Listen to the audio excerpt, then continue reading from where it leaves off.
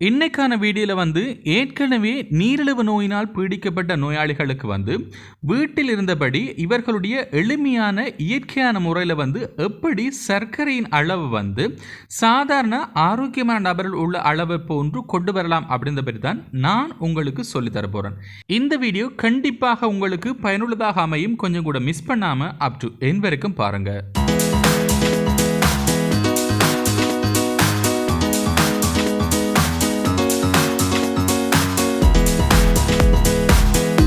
இதற்கு நீங்கள் செய்ய வேண்டியது என்ன அப்படின்னு சொன்னால், முதலாவது ஒரு கிளாஸோ அல்லது ஒரு டம்ளரை நீங்கள் எடுத்துக்கொள்ளுங்க. அந்த டம்ளர் ஃபுல்லாக பார்த்தீங்கன்னு சொன்னால் சுத்தமான குடிநீரை பார்த்தீங்கன்னு சொன்னால் நீங்கள் நிரப்பிக்கொள்ளுங்க.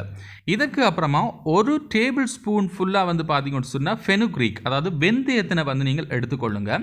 இந்த வெந்தயத்தினை இதற்குள்ள பார்த்தீங்கன்னு சொன்னால் போட்டு கிட்டத்தட்ட 10 மணித்தியாலம் வரையும் பார்த்தீங்கன்னு சொன்னால் இதனை நீங்கள் ஊறவிட வேண்டும். இதற்கு அப்புறமா மறுநாள் காலையில் வெறும் வயிற்றில் இந்த நீரை நீங்கள் பருகி கொள்ள வேண்டும். ரொம்பவே அதிகமாக விரைவாக பலனை நீங்கள் பெற்றுக்கொள்ள வேண்டும் அப்படின்னு சொன்னால் அந்த வெந்தயத்தினையும் பார்த்தீங்கன்னு சொன்னால் பச்சையாகவே நீங்கள் மென்று விழுங்கிக் கொள்ளலாம். இது கண்டிப்பாக ஞாபகம் வைத்துக் கொள்ளுங்க. வெறும் வயிற்றில் நீங்கள் இதனை செய்யும் போதுதான் சிறந்ததொரு பலனை நீங்கள் எதிர்பார்க்கலாம். ஒருவேளை உங்களுக்கு அதிக அளவில் டீ குடிக்க வேண்டும் அப்படின்ற ஒரு உணர்வு ஏற்படும் அப்படின்னு சொன்னால் அரை மணித்தியாலத்திற்கு முன்னாடியாவது இதனை நீங்கள் வெறும் வயிற்றில் நீங்கள் எடுத்துக்கொள்ள வேண்டும்.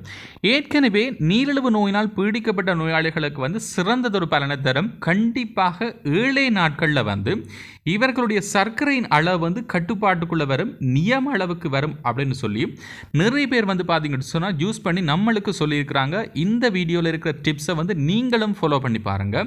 உங்களுடைய சர்க்கரையின் அளவும் பார்த்தீங்கன்னு சொன்னால் 7 நாட்களில் கட்டுப்பாட்டுக்குள்ள வந்திருக்கா இல்லையா அப்படின்றத ஜூஸ் பண்ணினதுக்கு அப்புறமா கண்டிப்பாக இந்த வீடியோவில் பார்த்தீங்கன்னு சொன்னால் கமெண்ட் பாக்ஸில் கமெண்ட் பண்ணுங்க. இந்த மெசேஜை உங்களோட ஃப்ரெண்ட்ஸுக்கும் ஷேர் பண்ணுங்க. மேலும் ஒரு நல்ல தொகுப்பில் சந்திக்கலாம். அதுவரை உங்களிடமிருந்து விடைபெறுவது உங்கள் சர்வேஷன். நன்றி.